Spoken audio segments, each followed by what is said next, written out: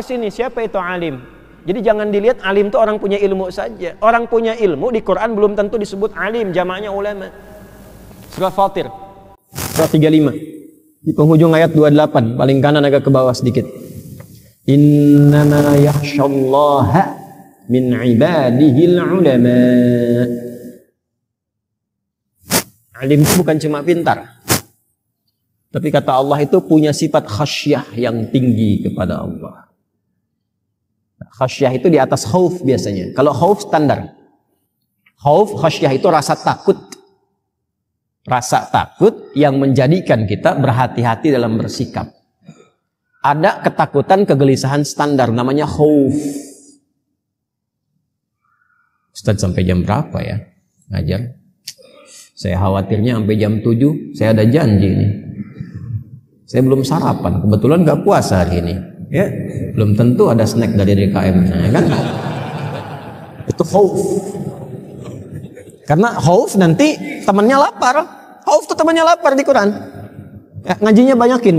Quran surah kedua Al-Baqarah ayat 155 itu. Walanabluwannakum bisyai'im minal khauf. Setelah itu apa? Wal ju'. Jadi banyak orang gelisah itu karena lapar. Baik itu secara tunggal, personal, ataupun komunal. Makanya kehidupan berbangsa bernegara pun harus memastikan rakyat jangan lapar. Kalau banyak yang lapar, gelisah, maksiat banyak.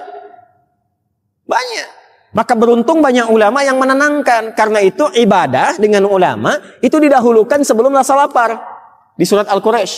Li'ilafi Quraisy ilafihim rihlatasy syita'i was-shayf falyabudu rabb hadzal bait alladzi at'amahum min ju'. Stabilitas ekonomi. Ini kalau banyak yang lapar dan nggak ditenangkan oleh para ulama, gejolak. Gitu. Nah, khauf temannya lapar. Ya itu khauf. Ibu khawatir kok anak biasa jam 7 pulang, jam 7:15 belum pulang, itu khauf. Ya. Ibu khawatir akhir bulan ya, mau ke awal-awal suami belum kasih tanda-tanda ya, misalnya bulanan, itu khauf. Kalau khasyah di atas itu. Sedang enak-enak begini, tiba-tiba ada suara singa di luar. Hah? Suara apa sih? Buka di jendela, singa udah begini. Kira-kira ketika dalam suasana itu apa yang antum lakukan? Lari. Larinya karena takut kan? Itu khasyah namanya. Maka sikapnya beda antara khauf dengan khasyah. Khauf masih agak tenang, masih berpikir. Ini kalau khasyah itu sudah ketakutan yang terdalam sehingga memberikan respon yang tidak biasa. Nah, ada khasyah yang ditarik dalam pengertian positif. Ada orang-orang yang begitu takut kepada Allah. Takut kalau bicara Allah nggak ridha dengan pembicaraannya. Takut kalau berpikir Allah tidak ridha dengan pikirannya. Sehingga dia memastikan semua pikiran, pembicaraannya, sikap dan sifatnya sesuai dengan ketentuan-ketentuan Allah. Karena rasa takutnya kepadanya sebagai penghambaan kepada Allah. Nah, itulah sifat pertama yang dilekatkan kepada para ulama. Bukan hanya ilmunya, tapi khasyahnya. Sehingga ketika mengajar pun bukan sekedar mengajar. Dia takut kalau menyampaikan materi yang tidak Allah sukai, tidak Nabi ridhai. Ibnul Qayyim Al-Jauziyah, itu ada kawan saya dari Al-Azhar, insyaallah alim beliau, khasyah luar biasa, ngobrol halus sekali, keluar lisannya nasihat tapi halus memberikan informasi sampai saya diam menitikan air mata. Satu kali beliau kisahkan Ibnu Qayyim Al-Jauziyah mengajar dan jamaahnya banyak. Tiba-tiba beliau termenung dan menangis berdoa kepada Allah. Ya Allah, aku khawatir dengan banyaknya jamaah yang belajar itu, najjaw atau kama qala yaumal qiyamati wa lam anju. Aku khawatir mereka yang sukses, mereka yang benar, mereka yang selamat, mereka yang berubah, aku yang tidak lolos, aku yang gagal. Maka mohon ya Allah, sekalipun dengan kegagalan dan kesalahanku aku mesti dihukum dan diazab, jangan azab aku di hadapan murid-muridku yang belajar. Karena aku khawatir justru azab itu yang mengantarkan mereka pada keselamatan. Sedangkan aku tidak selamat. Jadi antum jangan kira jadi ulama itu begitu mudah, tidak. Godaannya banyak. Siapa yang memastikan niatnya benar untuk mengajar? Siapa yang tahu dia ingin mendapatkan perhatian saja? Dunia saja. Materi, amplop, popularitas. Kadang-kadang berselisih karena ada atau tidak adanya jamaah. Sepi atau ramainya jamaah. Siapa yang tahu? Fitnahnya besar ya akhi. Fitnahnya besar. Nah itu yang menjaga itu semua sifat khasyah. Ada seorang berlimul yang khasyah, yang alim. Itu khasyah itu bukan hanya dalam sholat. Yang ketika sholat khusyuk bacaannya, sujudnya lama, menikmati, bukan itu saja. Ada khasyah dalam mengajar. Ini kisahnya seorang alim, muridnya banyak. Tiba-tiba ada guru lain yang mengajarnya lebih enak, lebih bagus dalam menerangkan. Sebagian pindah. Ternyata semakin pindah, tersisa cuma 1-2 orang. Allahu Akbar. Itu dari yang jemaahnya banyak, kita bilang ratusan misalnya, tersisa 1-2 orang. Cara mengajarnya tidak berubah. Keseriusannya, kesungguhannya, perhatiannya nggak berubah sama sekali. Ada temannya yang lihat, ditanya, antum kok ngajar 100 dengan ngajar 1-2 orang, semangatnya tetap sama. Bukankah bisa santai aja cuma 1-2 orang? Apa jawab beliau? Karena aku ini mengajar karena Allah, bukan karena jamaahnya. Ini amanah yang Allah titipkan kepadaku. Aku nggak peduli berapa yang datang, terserah Allah sampaikan berapa kepadaku. Tapi ketika Allah yang amanahkan, mau berapapun jumlahnya, maka aku merasa ketika mengajar sedang diperhatikan oleh Allah Subhanahu wa Ta'ala. Seorang penghafal Quran, sholat Ramadan, di samping seorang tua, sepuh. Yang satu penghafal Quran, yang satu belum hafal. Imamnya bacaannya panjang. Rakaat pertama Al-Baqarah hatam. Tarawih. Ya. Jadi begitu rakaat kedua ada goyang-goyang kakinya tuh. Begitu salam jeda sebentar iseng nanya. Yang kakek santai aja diem, tenang. Ya kan? Tanya. Kek, kenapa kakek bisa begitu tenang sholat? Sedangkan saya yang hafal Quran aja udah goyang-goyang. Anda kan sholat karena hafalan Quran Anda dan kekuatan Anda untuk menunaikan sholat. Sedangkan saya sholat karena iman saya dan merasa diawasi oleh Allah Subhanahu wa Ta'ala. Nah, alim itu yang pertama kali khasyahnya. Kalau Anda menemukan orang seperti itu dan sholat di belakangnya, ya, di belakang orang alim ini yang punya sifat khasyah, yang ilmunya baik, tahu fikih sholat, ya, apalagi pengalaman banyak. Karena yang pertama setelah faqih itu adalah usia. Semakin usianya banyak, maka dikedepankan. Ya, dalam fikih imam. Yang pertama itu fikih imam dulu. Walaupun usia sepuh nggak tahu fikih, jangan maksa. Jangan maksa. Anda boleh jadi bos, direktur di perusahaan, tapi belum tentu jadi imam di masjid. Ya, karena saya ada pengalaman di situ tuh. Satu kali mimpin pesantren, alhamdulillah qadarullah jamaahnya itu dari pimpinan-pimpinan tuh, unsur institusi. Dan pengen jadi imam. Sebelum saya datang pun katanya, sudah positifnya itu selalu pengen jadi imam. Begitu saya dengarkan bacaannya, agak bermasalah itu. Sehingga sering terjadi gempa. Goyang hati kita itu ya. Wah, tanya kan Pak, ini kayaknya belum ideal nih bacaannya nih untuk jadi imam. Wah, jawabannya bagus. Justru kami jadi imam supaya diluruskan di belakang oleh makmum. Saya bilang luar biasa Pak. Hebat visi Bapak itu. Gak ada beda antara di kantor dengan di sini. Bagus. Begitu dulu. Ya, kalau orang sedang merasakan nikmat jangan diturunkan dulu, nanti marah, kontra. Masuk dulu. Bagus Pak. Cuma gini, saya ingin berikan satu tips. Yang Bapak tetap jadi imam, statusnya bagus, cuma membahagiakan dan selamat dalam bacaan. Gimana itu Ustaz? Sebelum Bapak nanti mimpin sholat, saya siapkan santri supaya Bapak bisa memperdengarkan bacaan dulu. Jadi begitu jadi imam, bacanya udah lebih bagus. Oh bagus itu Ustaz katanya. Jadi nggak perlu dibetulkan saat Bapak jadi imam. Bagus itu. Nah, sambil menunggu Bapak belajar itu, Bapak tetap jadi imam, tapi zuhur dan asar dulu. Nggak turun status kan? Ya, karena kan ada sebagian orang yang memang cuma untuk update status aja. Ya kan? Tapi yang ini semangat. Saya bilang saya nggak turunkan statusnya. Bapak tetap jadi imam, cuma zuhur dan asar. Silent kan? Nah, nanti untuk yang maghrib isya sambil nunggu setoran. Sambil nunggu itu santri ngimamin dulu. Sepakat, deal. Begitu santri ngimamin, kita ngimamin, terasa lebih enak, jamaah juga nyaman, beliau juga nyaman. Satu kali setelah agak lebih bagus saya tawari, Pak silahkan Pak maghrib ngimamin. Oh udah, kata yang ini aja lebih bagus. Nah, kalau kita mendapati man shalla khalfa imam alimin, siapa yang salat di belakang alim, bukan cuma imam, tapi alim. Ya, khasyah. Kalau kaitan dengan Quran itu tahu hukum, tahu bacaan, tahu makna, khasyahnya tinggi, maka apa yang terjadi? Fa ka'annama shalla khalfa nabiyyin. Maka seakan-akan ia salat di belakang Nabi sallallahu alaihi wasallam. Nanti saya sampaikan maknanya, jangan berhenti sampai sini dulu. Ya.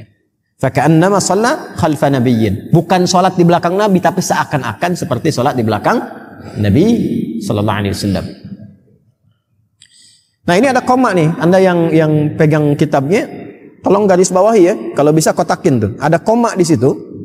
Dugaan saya setelah koma itu syarah. Kenapa saya menduga seperti itu? Karena saya setelah telusuri riwayatnya. Jadi kalau saya ngaji itu, saya cari ini di kitab mana nih? Adanya di mana nih? Ya, di berapa riwayat?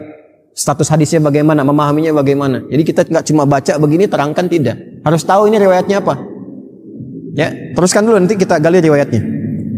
Faman shalla khalfa nabiyyin faqad ghufira lah. Orang yang salat di belakang Nabi sallallahu alaihi wasallam bermakmum dan benar niatnya, tulus bermakmumnya, faqad ghufira lahu, maka dia dapat bonus diampuni dosa-dosanya oleh Allah Subhanahu wa taala.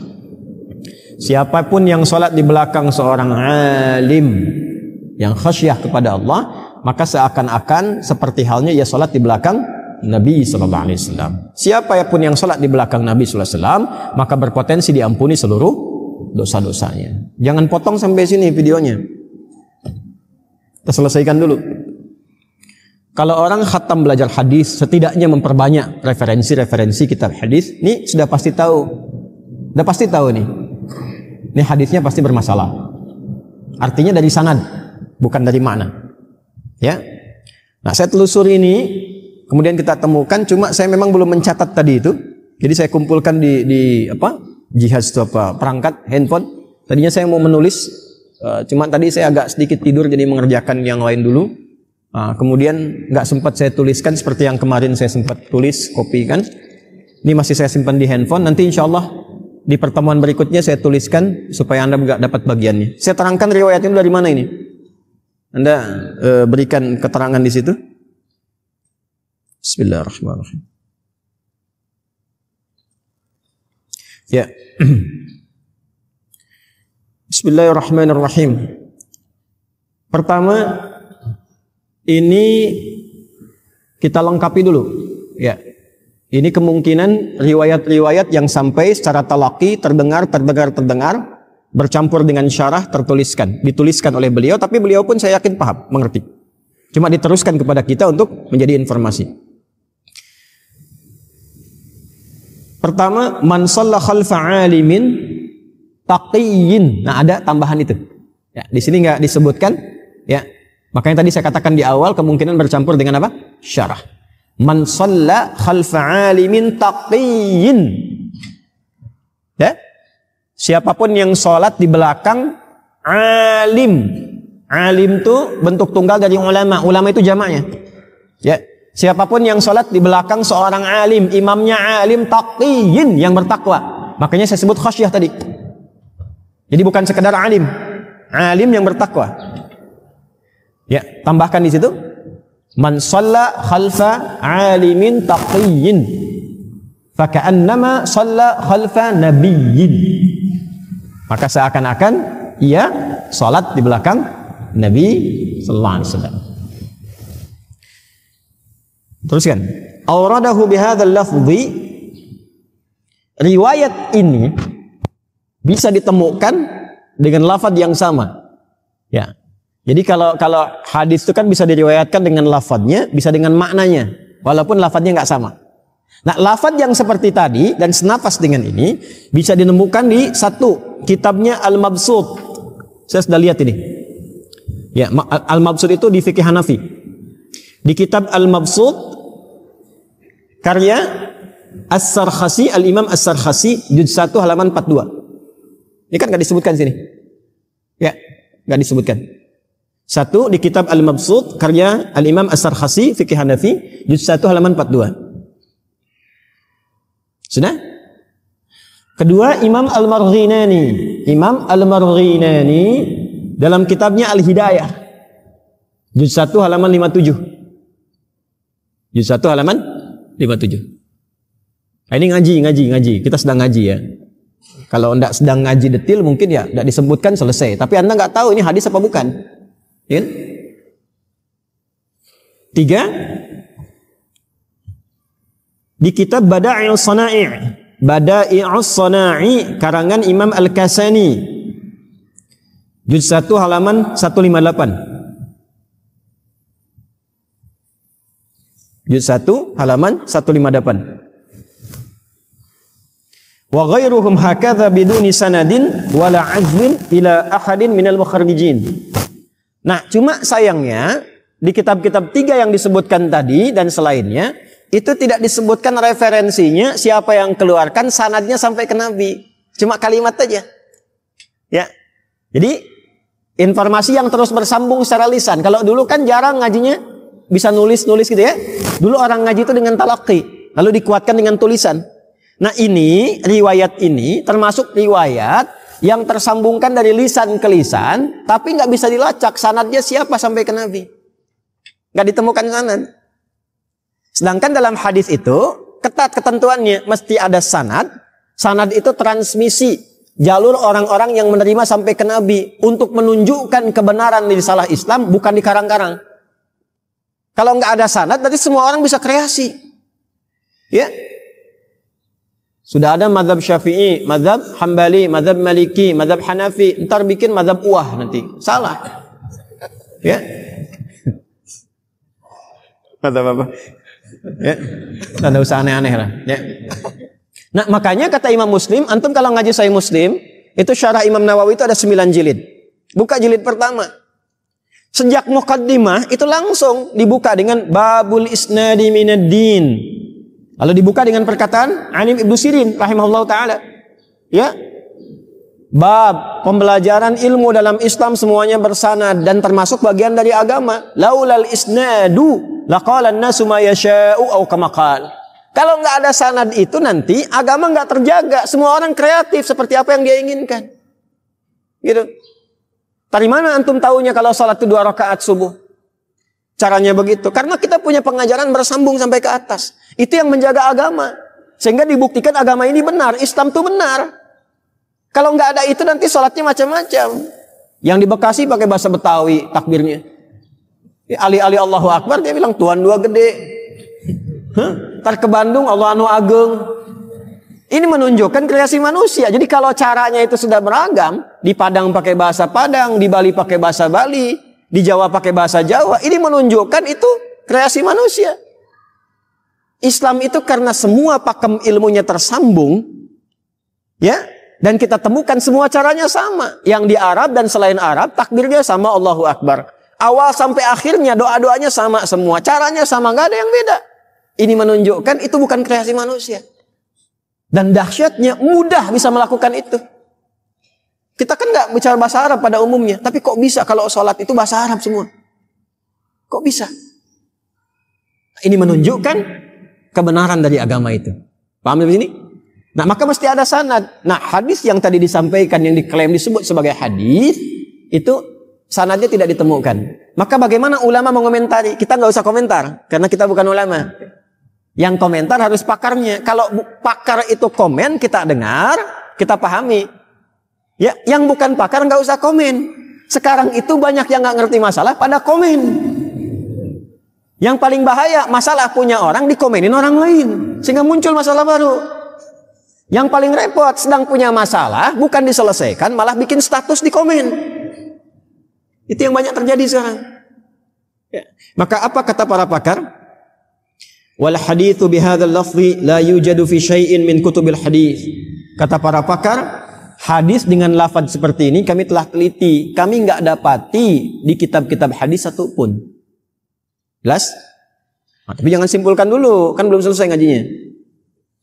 Lidzalika qala Az-Zailai, karena itu berkata Imam Zailai fi kitabih Nasbur Riwayah, dalam kitabnya Nasbur Riwayah, riwayat yang mantap. Nasab itu menancapkan sesuatu dengan kuat. Bagaimana taunya riwayatnya dengan kuat, dari ilmunya, dari sanadnya, dari macam-macam. Beliau punya kitab namanya Nasbur Riwayah. Juz 2 halaman 26. Ya. Gharibun. Ini halus, sopan sekali, Masya Allah. Kalau ulama tuh begitu sopan nilai orang lain tuh. Gharib. Rasanya hadis ini asing bagi saya. Asing. Gua langsung mau susu, dosa tuh. Gak begitu. Ya, gak begitu. Ulama itu punya hikmah. Imam Al-Ghazali itu luar biasa. Seorang faqih, alim, hujjatul Islam. Semua ulama menggelari hujjatul Islam. Kalau ada orang pengen tahu tentang Islam, beliau hujahnya, dalil yang terkuatnya itu ini. Faqih, punya kitab dalam fikih, ahli usul fikih. Ya. Ngarang kitab yang magdum opusnya Ihya Ulumuddin. Di dalamnya ada riwayat hadis-hadis bermasalah, hadis palsu. Kenapa dicantumkan? Ada hikmah. Orang yang nggak tahu, nggak paham itu, langsung keluar aja. Palsu itu hadis, berbahaya kitabnya. Allahu Akbar. Orang nyebut hujjatul Islam, yang nyebut ulama. Ente belum masuk kategori begitu, sudah mengatakan bahaya tuh, tinggalkan ini. Anda siapa dibanding Al-Ghazali? Nah, itu cara berpikir. Nah, ini sesama ulama begitu. Gharib, rasanya asing hadis ini bagi saya. Nah, kalau ada ungkapan ahli hadis mengungkapkan sesuatu, dicek dulu apa maksudnya. Maka dikatakan wa hadza istilahuhu fi ma la aslalahu minal ahadits. Kata para ulama, kalau Imam Zailai mengatakan seperti itu, maksudnya hadis ini enggak ada asalnya, enggak ada sumbernya yang tersambung ke Nabi. Jelas? Baik. Siapa lagi yang mengecek itu? Ya, ada Ibnu Hajar Al-Asqalani. Ibnu Hajar Al-Asqalani. Ibnu Hajar Al-Asqalani ini itu Masya Allah, gelarnya Imamul Hafidh. Imam dalam ilmu hadis dan hafidh. Hafidh itu artinya hafal minimal 100.000 hadis, matan dan sanad. Beliau yang mensyarah Sahih Al-Bukhari 16-18 jilid. Nama syarahnya Fathul Bari fi syarah Sahih Al-Bukhari. Dan Syekh Muhammad Hashim bin Asy'ari mengumpulkan 19 kitabnya, dimiripkan judulnya dengan itu. Diberi nama Irsyadus Sari. Ya, punya beliau Fathul Bari. Ini kitabnya Irsyadus Sari nih. Ini. Ya, Irsyadus Sari nih. Irsyadus Sari. 19 kitab. 19 kitab. Dan saya belajar, termasuk menghafal juga. Ya, termasuk menghafal. Ya, dari kitab pertama ada Adabul Alim wal Muta'allim, Risalah Ahlussunnah wal Jamaah, sampai yang keempat An-Nurul Mubin fi Mahabbati Sayyidil Mursalin, terus sampai yang ke-19. Nah, ini beliau punya kitab Ibnu Hajar Al-Asqalani ini, di antara kitabnya yang banyak sekali, beliau menulis 353 kitab. Ibnu Hajar Al-Asqalani. Di antara kitabnya ada yang berjudul Ad-Dirayah, namanya Ad-Dirayah fi Takhriji Ahaditsil Hidayah.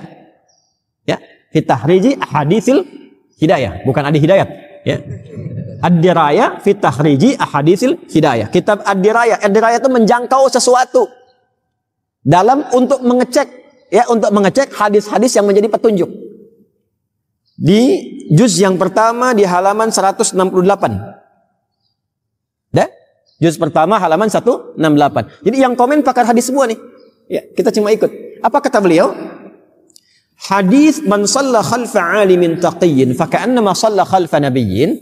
Hadis tentang siapapun yang salat di belakang seorang alim yang bertakwa, seakan-akan salat di belakang seorang nabi, apalagi salat di belakang Nabi sallallahu alaihi wasallam, lam ajiduhu, saya sudah ngecek tapi saya enggak temukan. Maksudnya saya enggak mendapati itu hadis, ya.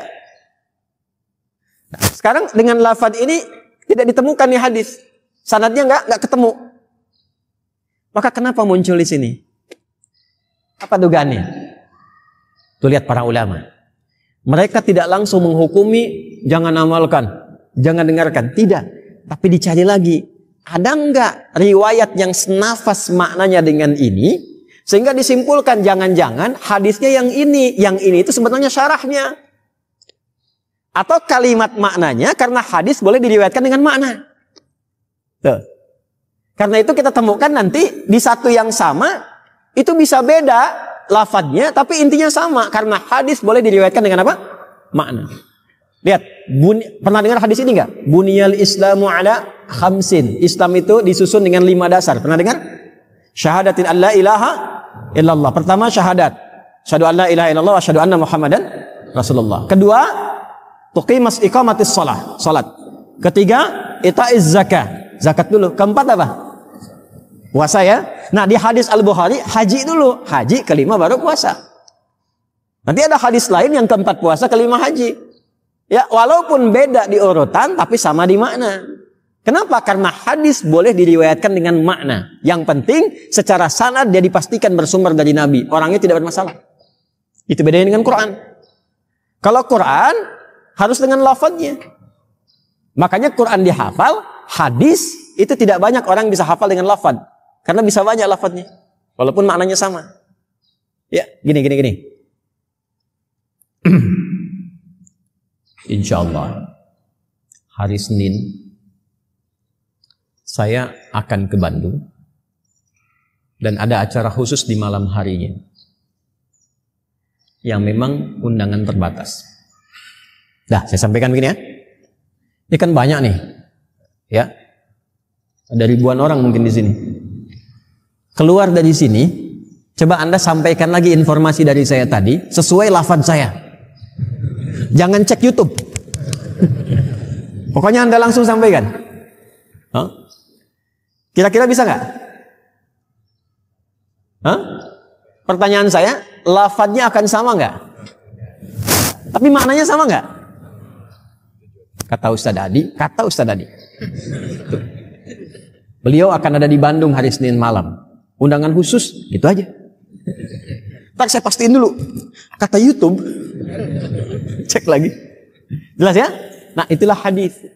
Jadi ketika diriwayatkan, sama isinya, lafadznya bisa beda. Karena yang mendengar dari Nabi bukan 1-2 orang. Tapi ditelusuri siapa orang itu. Supaya benar kemudian informasinya dan orangnya tidak ada masalah. Jelas? Dan ketat sekali prosesnya. Nah, sekarang kita kembali ke sini, teman-teman. Saya bacakan dulu. Teruskan. Qauluhu hadzal hadits gharibun laisa fi kutubil hadits. Maka disampaikan bahwa yang selafat dengan ini tidak akan ditemukan di kitab-kitab hadis. Asing, ya, asing. Kemudian waqala Sakhawi fil Maqasidil Hasanah. Imam Sakhawi terkenal sekali pakar hadis, ya, tahu tentang ilmu hadis. Beliau punya kitab namanya Al-Maqasid Al-Hasanah. Halaman 486. Saya lengkap dengan halaman dengan semuanya. Ya. Wa ma waqa'a fil hidayati lil hanafiyyati bi lafdhi man shalla khalfa 'alimin taqiyyin fa ka'annama shalla khalfa nabiyyin falam aqif 'alaihi bi hadzal lafdhi. Kata beliau, kata Imam Sakhawi, saya tidak menemukan satu hadis pun dengan lafaz ini dari apa yang saya ketahui. Intinya para pakar hadis tidak menemukan dengan lafaz ini yang tercantum dalam kitab-kitab hadis. Maka bagaimana analisis mereka? Nah, wa ma yadhkuruhu ba'dul ulama min syawahida ukhra li hadzal hadits. Nah, ini dia. Maka para ulama ini memutuskan untuk mencari lagi lebih luas. Mungkin ada hadis lain yang senafas dengan ini, ya kan? Sehingga yang viral diriwayatkan itu ternyata syarahnya, pemaknaannya, bukan lafaz hadisnya. Contoh begini. Pernah dengar ini enggak? Idza mata Ibnu Adam, in qata'a sa'iru amali. Jika seorang anak cucu Adam wafat, maka terputus semua amalnya. Illa min thalas, kecuali 3. Pernah dengar? Yang paling viral kan idza mata Ibnu Adam kan? Idza mata Ibnu Adam. Padahal di hadis Muslim ada 9 lafaz. Dari 9 lafaz itu bunyinya begini. Idza matal insanu. Yang kedua, idza matal abdu. Idza matal insan atau idza matal abdu. Jika seorang hamba meninggal atau seorang manusia meninggal, begitu bunyinya. Dan ditafsirkan apa yang dimaksud abdu di sini? Ibnu Adam, semua anak cucu Adam. Untuk menunjukkan bahwa nggak ada manusia pun tinggal di bumi kecuali jalurnya tersambung kepada siapa? Adam alaihissalam. Karena nggak ada manusia kecuali keturunan dari Adam. Kalau ada yang membuktikan atau ingin membuat asumsi manusia berasal dari monyet, dari kera, ya silahkan saja. Itu urusan yang bersangkutan dengan teorinya. Tapi kalau mau digali, tetap ketemunya ke Adam. Ya, makanya disebut Bani Adam. 7 kali disebutkan dalam Al-Quran. Nah, tapi yang viral, idza mata ibnu Adam, bukan idza matal insan. Ya, nah nafasnya masih sama, maknanya sama. Cuma lafaz hadisnya yang ini, tafsirnya yang ini. Cuma yang viral tafsirnya. Kenapa? Karena tadi dasarnya itu hadis itu tidak menuntut dihafal lafadznya, tapi diketahui maknanya. Karena itu orang lebih paham dengan makna dan tafsir dibandingkan dengan lafaz. Berbeda dengan Quran, karena membaca Quran itu lafadznya ibadah. Setiap hurufnya ada pahala. Karena itu orang hafal sampai ke lafaz-lafadznya. Kalaupun salah pasti dibenarkan karena dijaga oleh Allah sampai lafadznya. Ya, secara singkat, apa lafaz hadis yang senafas dengan ini yang bisa kita pahami? Di antara hadisnya qala Rasulullah sallallahu alaihi wasallam, qaddimu khiyarakum tazku salatukum. Kalau Anda sedang menyusun salat berjamaah, qaddimu khiyarakum, maka dorong, majukan yang terbaik di antara kalian. Tazku salatukum, maka salat Anda akan lebih banyak perbedaan manfaatnya, lebih terasa khusyuknya, lebih selamat, lebih jernih, lebih baik rasanya. Maaf, kalau ada orang alim dengan abid, satu ahli ibadah, satu orang berilmu, kira-kira yang terbaik di antara keduanya siapa? Yang berilmu. Karena orang ibadah cuma taklid dengan apa yang dia dapatkan. Orang ilmu tahu bagaimana dia mesti beramal. Dan dia tahu tajwid, tahu tahsin, tahu hukum, tahu khusyuk, itu lebih bagus. Nah, orang yang terbaik dari yang baik itu disebut khiyar namanya. Khiyar. Dari kata khair jadi khiyarun, jamaknya akhyar. Jelas? Nah, Nabi ada hadisnya sahih yang ini, sahih. Nanti ditemukan di dalam kitab Al-Mustadrak, karya Al-Imam Hakim An-Naisaburi di antaranya. Ya. Nah, siapa Imam Hakim Naisaburi? Nah, kita ngajinya lengkapi lagi. Sampai jam berapa kita nih? Masih ada waktu nggak? Jadi kalau ngaji tuh begitu enak ya, kitab ini gitu. Ini kalau ada kitabnya nanti buka. Al-Azhar kalau ada perpustakaan begitu enak tuh. Ya. Imam Hakim Naisaburi itu dari Naisapur. Makanya Naisaburi. Al-Bukhari dari Bukhara. Beliau ini jenius. Beliau mengamati Imam Al-Bukhari itu kan imam hebat. Tapi namanya manusia punya ajal, meninggal juga. Nggak mungkin beliau mengumpulkan semua hadis dari Nabi. Kecuali yang bisa dijangkau oleh beliau sesuai ajalnya, sesuai kemampuannya. Ya, tinggalnya kan di Bukhara, berkelana, kan gak mungkin semua tempat bisa disinggahi.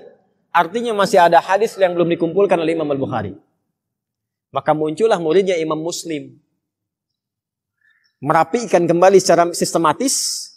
Makanya Al-Bukhari dengan Sahih Muslim, itu sistematikanya sebetulnya lebih ketat Sahih Muslim, lebih mudah, lebih terukur. Karena muridnya. Kan murid kalau melihat guru, ya kan? Dilengkapi lagi kan? Tapi karena adab tetap didahulukan gurunya, martabat pertama. Makanya antum kalau jadi murid, walaupun lebih pintar daripada guru, tetap beradab. Beradab. Saya ketemu guru saya cium tangannya. Ya. Walaupun guru tuh begitu hormat manggil ustaz, tidak, tetap kita cium tangannya. Anak-anak sekarang saya perhatikan tuh Masya Allah, pintar sedikit sudah menghujat gurunya. Ya. Salaman juga mau begini, gak mau cium tangan. Padahal yang waktu kecil dia dirawat-rawat, diajarin alif bata dan sebagainya, Masya Allah. Udah dewasa, baru hatam sedikit, baru hatam Sahih Al-Bukhari. Ya, sudah membid'ahkan gurunya misalnya. Itu hati-hati, gak berkah nanti. Syekh Nawawi Al-Bantani, kenapa diantaranya bisa sampai sekarang itu? Kitabnya digali sampai di Mesir dan sebagainya. Itu beliau kalau mau datang ikut seperti ini, muhadarah, pengajian, ikut ta'lim, itu sedekah dulu. Sedekahnya diniatkan supaya Allah tutupi beliau dari aib gurunya. Jadi akhirnya beliau yang dapatkan berkahnya aja. Gak peduli dengan aib gurunya. Karena semua manusia punya aib. Oke. Nah balik ke sini. Sampai mana tadi itu? Hah? Imam Hakim Naisaburi melihat Imam Muslim pun kan ada masanya. Dengan keterbatasan ajal, selesai Sahih Muslim, siapa yang meneruskan? Maka beliau mencermati metodologi Sahih Al-Bukhari dan Sahih Muslim. Dua-duanya dilihat. Ini bagaimana bisa meriwayatkan hadis. Syaratnya apa? Yang Sahih Muslim syaratnya apa? Ketentuannya bagaimana? Ini dahsyatnya. Dikeluarkanlah metodologi itu, diikuti oleh beliau. Disusulkan kepada metodologi keduanya. Dalam bahasa Arab, disusulkan, diikutkan, disebut dengan mustadrak. Maka diberi nama kitabnya Al-Mustadrak. Saya susulkan isi kitab saya kepada kitab Imam Al-Bukhari dan Imam Muslim. Dan saya cantumkan riwayat yang belum diriwayatkan oleh keduanya. Maka kitab ini memiliki syarat yang sama dengan Al-Bukhari dan Muslim. Jadi ngajinya kita perluas. Apa di antara riwayat yang beliau sambungkan? Di antaranya ini. Jadi ada beberapa, 2-3 riwayat. Ya. Di antaranya, qaddimu khiyarakum tazku salatukum. Kalau mau salat jamaah, tampilkan yang terbaik di antara kalian. Maka salat kalian akan lebih selamat, lebih baik, lebih nyaman, lebih bersih, lebih khusyuk. Ini hadisnya, sanadnya benar. Tersambung ke Nabi. Apalagi misalnya, ini yang lebih panjang. In sarrakum an tuqbala salatukum falyummukum salatukum. Jika kalian merasa senang, merasa pengen bahagia, salat kalian diterima oleh Allah, potensi diterimanya makin tinggi, maka dahulukan yang jadi imam itu yang terbaik di antara kalian. Potensi diterimanya lebih tinggi, doa dikabulnya lebih tinggi, kan yang mewakili kita imam. Makanya kata Nabi, ya innama ju'ilal imamu liutamma bihi fa qiraatul imam qiraatul ma'mum. Dijadikan imam untuk diikuti, bahkan bacaannya pun sudah mewakili bacaan makmum. Makanya di fikih Hanafi, kalau makmum pun diam, ini mazhab Hanafi ya. Mazhab Hanafi nih. Hanafi. Ya, mazhab Hanafi. Kalaupun makmum diam cuma ngikuti imam, itu sudah sah salatnya. Ya. Nanti Imam Syafi'i lebih ketat, mazhab Syafi'i tetap dalam beberapa bagian mesti baca, seperti Al-Fatihah. Mesti baca, karena bagian dari rukun. Ya. Tapi di mazhab Syafi'i kalau dengar pun diikutkan, maka diikutkan pada hadis ini. Innama ju'ilal imamu liyutamma bi. Makanya kalau pilih imamnya benar, Fatihahnya benar, awal sampai akhirnya benar, itu sudah mewakili bagian dari makmum. Kalau berdoanya benar, itu makmum dapat bagiannya. Makanya kata Nabi, kalau Anda ingin bahagia, salat Anda berpotensi besar diterima oleh Allah, doa dikabulkan, manfaat dapat banyak, maka qaddimu khiyarakum. Majukan yang paling baik, majukan yang paling bagus. Nah, siapa di antara yang terbaik yang bisa jadi imam selain alimin taqiyyin? Tuh. Selain orang alim yang bertakwa. Makanya ini sebetulnya tafsir dari hadis yang tadi disampaikan.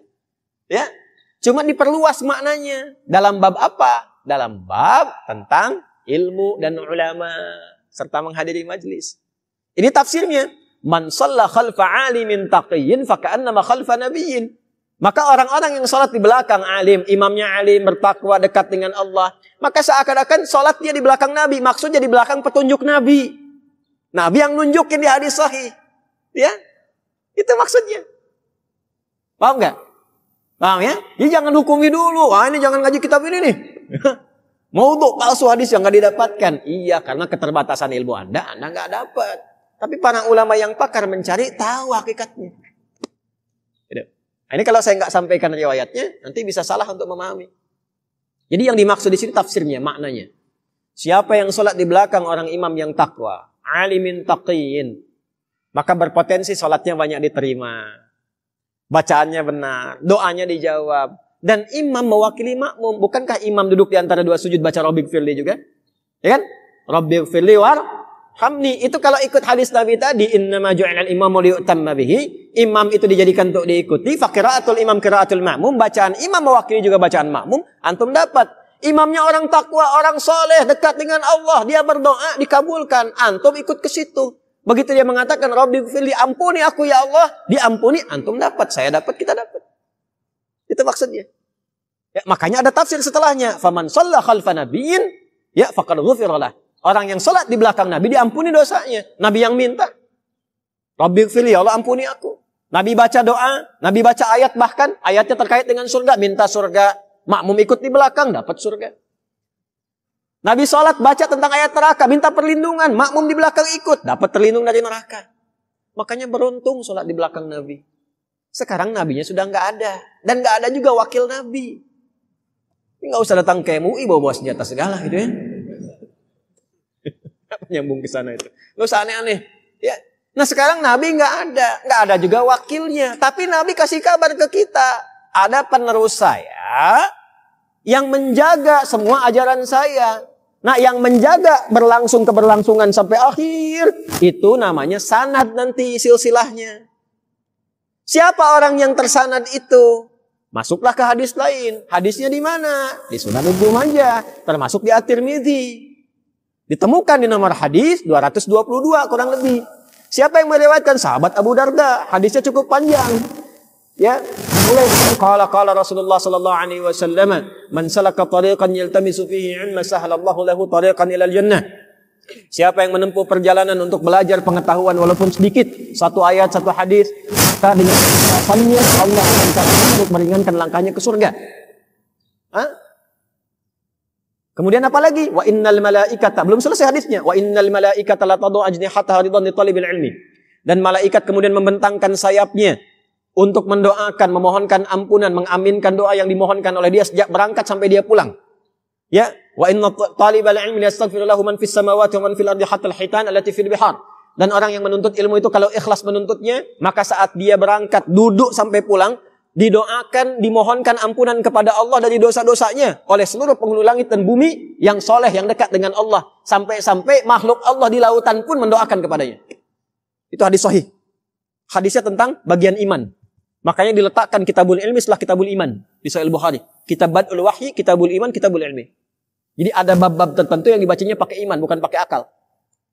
Kok bisa ikan di lautan berdoa? Ntar kalau udah meninggal, Anda tahu. Ntar kalau udah meninggal, itu bab iman. Dan meninggal aja dulu. Ya, jelas ya? Belum selesai. Lihat ujungnya. Wa innal ulama'a. Kalau sudah belajar, sudah paham, jadilah ulama. Jadi ulama. Khusyuk, tawadhu, wara'. Maka ulama seperti ini warathatul anbiya. Kata Nabi, wa innal ulama'a warathatul anbiya. Dan para ulama itu itulah pewaris para nabi. Nah, itu diwariskan secara berjenjang lintas generasi. Makanya kita nggak akan kekurangan ulama. Di zaman Nabi saja, kurang lebih itu sudah ada 122 ulama ahli fikih yang 12-nya ditetapkan oleh Nabi juga, itu bisa berfatwa. Kalau menempat, diberikan tugas oleh Nabi, Nabinya nggak ada di situ, diberikan tugas, itu sudah bisa berfatwa. Di antaranya Mu'adz bin Jabal sebelum dikirim ke Yaman, itu Nabinya masih hidup. Kan dulu belum ada handphone, telepon. Ya Nabi, ini ada masalah begini, apa jawabannya? Nggak ada. Ya, mau balik lagi lama dari Yaman, tanya sekarang kembali 6 bulan lagi. Ya, orang udah meninggal. Ya, maka Nabi pastikan, Mu'adz, nanti kamu mendapati gini, ini ada ahli kitab ada begini, ajarkan ini. Nah, saya mau pastikan kalau kamu ditanya jawabannya dari mana? Ya Rasulullah, pertama saya nanti akan cari dalilnya di Quran. Bagus. Kalau kamu belum nyampe ke situ, nggak ditemukan lafadznya langsung atau petunjuknya langsung, dari mana? Dari keteranganmu ya Rasulullah di hadis. Bagus. Kalau kira-kira kamu belum dapati itu, kamu akan simpulkan apa? Saya akan berijtihad mengacu pada keterangan Al-Quran dan hadis, isyarat-isyaratnya. Ditepuk. Beliau senang bersyukur, segala puji bagi Allah yang telah memberikan petunjuk pada Rasulnya Rasulullah. Utusannya Rasulullah. Itu sudah ada mufti di zaman-zaman Nabi untuk berfatwa di tempat-tempat yang jauh dari Nabi. Itulah ulama. Nanti pengajaran itu bersambung. Sahabat menciptakan ulama lagi di generasi tabi'in. Tabi'in menciptakan ulama lagi generasi tabi'in. Makanya bersambung. Nabi mendidik Ibnu Abbas. Ibnu Abbas punya murid lagi nanti. Ada Imam Mujahid, ada Ikrimah dan sebagainya. Terus nyambung. Makanya semua ulama kita tuh punya sanad ke atas. Ya. Saya ngaji dari setiap materi itu guru-guru kami ke atasnya bersanad semua. Yang belajar dengan kami itu ada 40 orang kurang lebih. Itu belajarnya pakai sanad. Mereka azan aja ada sanadnya. Azan, Allahu Akbar, Allah, ada sanadnya. Ya. Ada sanadnya. Jadi nggak sembarangan. Nggak sembarangan. Itu sampai terukur ke atas. Ada sanad. Nah, ulama yang bersanad seperti itu, yang menjaga ketentuan sampai ke Nabi, itulah warathatul anbiya. Ya. Wa innal anbiya lam yurithu dirhaman wala dinaran. Dan para nabi tidak mewariskan dinar dan dirham, bukan materi yang diwariskan. Jadi kalau ada ulama ngajarin terus ke harta, ke ini, ke itu, dan sibuk memperkaya diri, nah itu belum termasuk warathatul anbiya. Jangan potong video saya ya. Nah ini mau musim kampanye nih dan sebagainya. Ya. Pokoknya kalau ada video aneh-aneh atau mendukung salah satu dan sebagainya, abaikan aja. Itu pasti motong video tuh. Ya, ini saya tekankan, mohon maaf. Kembali ke sini. Nah itulah pewaris para nabi, maka orang yang belajar pada ulama seperti ini, dia mendapatkan intisari materi yang serupa yang tersambung ke nabi. Seakan-akan belajar dari nabi. Ulama gini, sholatnya ikut petunjuk nabi, diikutin, sampai sirahnya dipelajarin, sampai khusyuknya dapat. Ya, sampai benar-benar mendapatkan seperti petunjuk sholatnya dari nabi. Maka seakan-akan, bahasanya faka'an nama, bagus. Tidak mengatakan sholat di belakang nabi. Seakan-akan seperti sholat di belakang nabi. Maksudnya apa? Sholat dengan ilmu yang didapatkan tersambung kepada nabi. Maka orang ini ketika sholat khusyuk, nyambung dengan Allah, doanya diterima, sholatnya diterima, maka makmumnya berpotensi ikut diterima. Apa kaitan dengan materi kita? Kaitan dengan materinya adalah adabul alim wal muta'alim, keutamaan tentang ulama. Kalau menemukan ulama seperti itu, cepat. Fahadzuhu bihadin wafid. Cepat kejar, seperti menggigit dengan geraham. Belajar pada yang seperti itu. Sayangi, doakan, jaga. Karena ulama ini memang benar-benar untuk mengajar. Hidupnya itu untuk membaktikan seperti itu. Bukan sibuk dengan uang. Sibuk dengan materi, sibuk dengan ini dan itu. Tidak salah. Ada ulama yang pedagang, ada. Abu Hanifah kan jualan kain, kaya juga. Tapi kekayaannya digunakan untuk support kepada pengajarannya. Bukan untuk memperkaya